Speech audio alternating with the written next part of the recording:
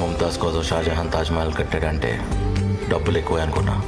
కొంతమంది కోసం కట్టచ్చు, ఖర్చు పెట్టచ్చు. ఎంతకాలం ఎక్కడ ఉందిరా? మన పక్క కాలంలో కొత్తగా వచ్చింది, అది మాత్రం పాతదే. 15 సంవత్సరాలు చేయడం ఉంది. అద్దరిపోయిందిరా. ఇది ఇంక నాదే ఫిక్స్.